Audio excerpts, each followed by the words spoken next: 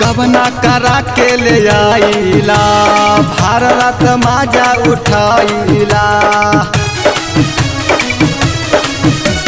कवना करा के ले आइला भारत माजा उठाइला। न तोहर दानी को बुझाइल हमर कामर दुखाता। न तोहर दानी को बुझाइल हमर कामर दुखाता। कि दिहल पापा के पलंग पर खूबे मजा लूटाता। कि दिहल पापा के पलंग पर खूबे मजा लूटाता।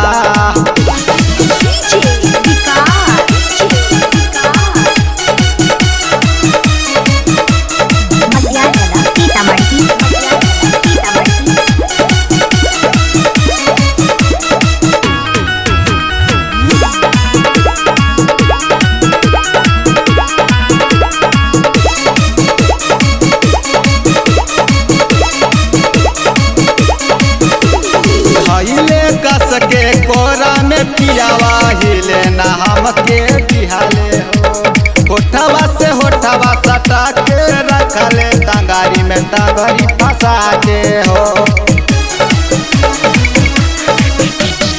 हिले कस के कोरा में पियावा हिले न हमके बिहाले हो। होठवा से होठवा सटा के रखले टांगारी में टांगरी फंसा के हो। कि देख के ऊपर से नीचे पूरा छुआता।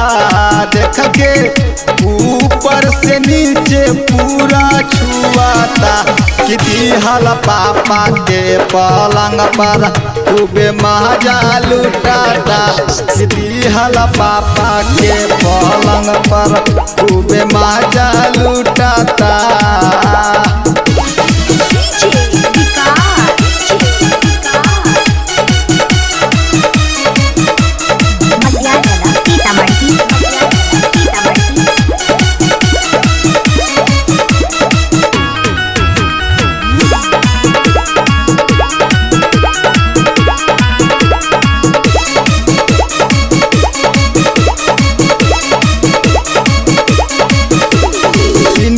सिंह दीपक पियवा बुझे न हमारा दुखवा हो। सेजिया में कमर हमर हिलैले देहिया में दर्द उठैले हो। इंडियन सिंह दीपक पियवा बुझे न हमारा दुखवा हो।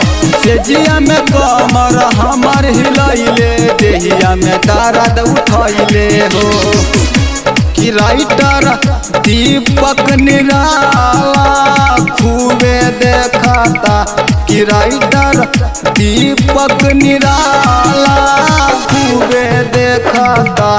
कि दिहल पापा के पलंग पर खूबे मजा लूटाता। कि दिहल पापा के पलंग पर खूबे मजा लूटाता।